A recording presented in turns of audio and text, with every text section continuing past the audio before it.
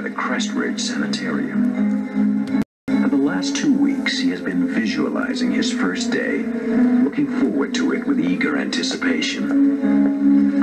But there's a terror behind those cold institutional walls that nothing in his education has prepared him for.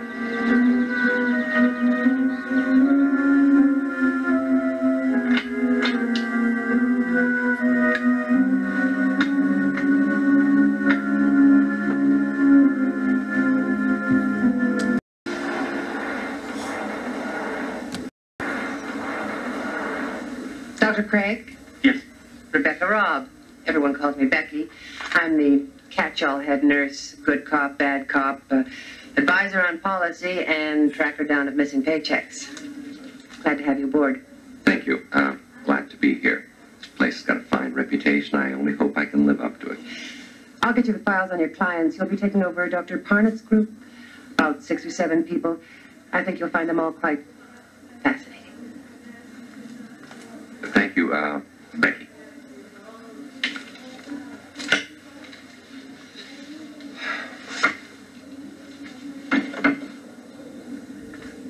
Becky, can I see you a second? Sure. What can you tell me about this patient? Name of Sharon Miles. It says here she committed herself. That's correct. Although Dr. Parnett thought there might also have been some family pressure to check in. It also says she refused to leave the house, was constantly rearranging furniture in strange ways, and refused to sleep anywhere but in a plain white room. Still does. Since she's been here, she's repainted her room, I guess about half a dozen times by now. Anytime there's a spot or a crack. Dr. Parnett said to let her do it. It might be good therapy for her. She dresses only in solid colors and refuses to leave her room except for meals and counseling sessions. And then only with difficulty. I've never heard of anything like this before. What's her attitude? Frightened. Doctor, in my 10 years as a nurse, I've never seen anyone so completely, utterly terrified. Of what? I don't know. Even Dr. Parnett couldn't find out that one. Good night, Doctor.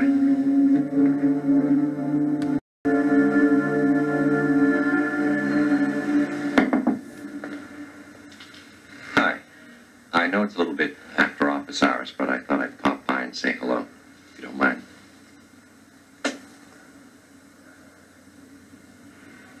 Yours?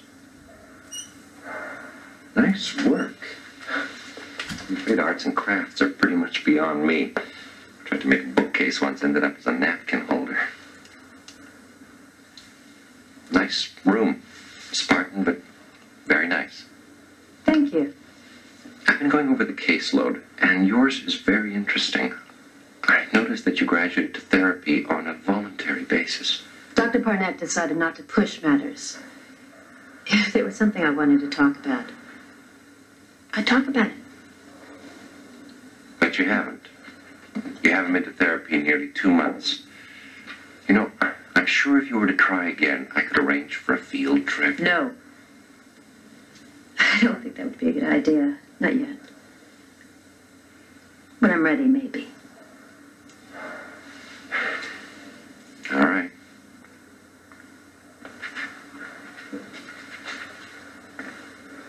But if you should ever feel like talking, I think you know where to find me. Good evening.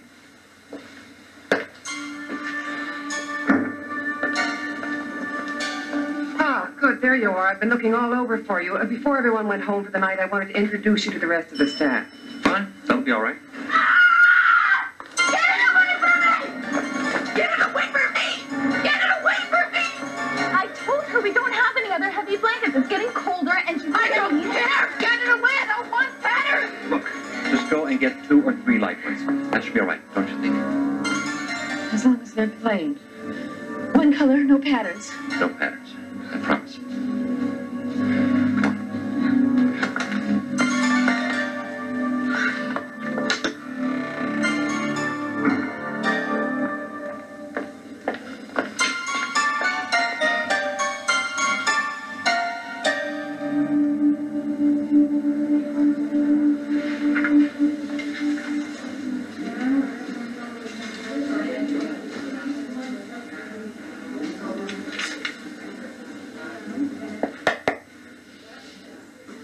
Guess I didn't make a very good impression last night.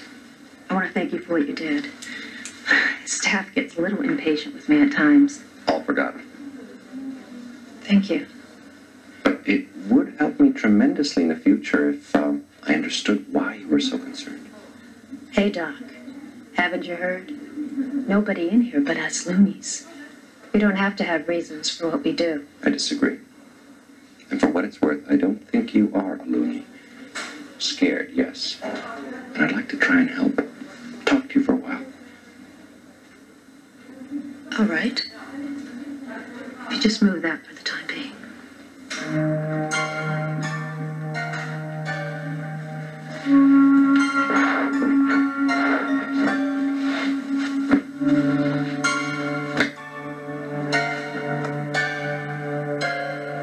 After I finished college, I met Jeff. And we got married about a year later. And we had a boy, Bobby. He's 7 years old now. And I don't hate my mother or my father, and I never wanted to sleep with my brother. And I wasn't frightened by a checkered sheet when I was a little girl. But you were frightened last night.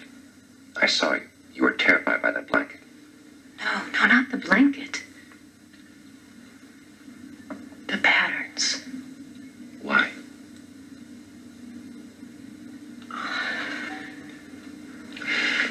Don't you want to leave this place?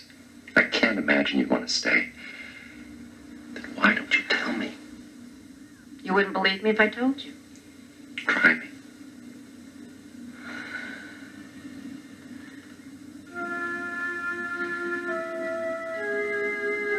You ever look closely at patterns, Doctor? I mean the kind of patterns you find in wallpaper. Cracks in the ceiling. Linoleum floors. I suppose so, yes. You ever see faces in those patterns? And the way that the cracks and colors come together so that if you look at it, just so,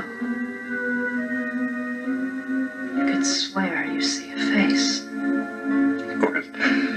We had a linoleum floor when I was a kid. I used to spend hours looking at the patterns, trying to make faces out of them. See, that's the way the brain works. It tries to find order in chaos.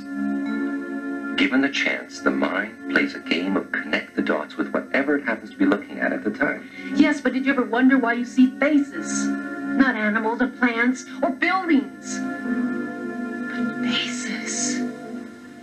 No, actually, until you mentioned it, it hadn't occurred to me.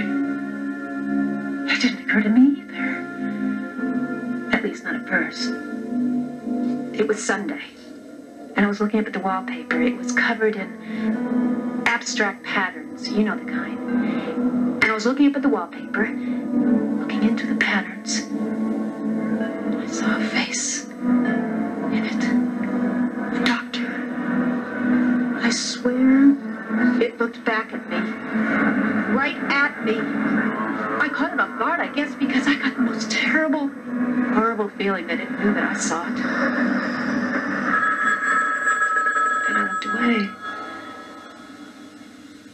It was gone. Perhaps you only thought the face was looking at you. No. No!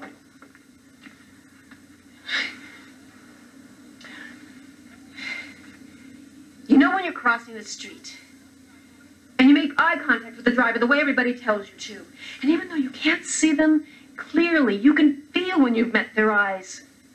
You know they're looking at you. Well, this face was looking at me, just like that. And why did it suddenly disappear? You said yourself that you looked away. At that moment, your mind rearranged the dots into a different pattern, one without a face. No, there was something there, Doctor. I saw it and it saw me. It's trying to kill me. I saw a face in it. A doctor. I swear it looked back at me.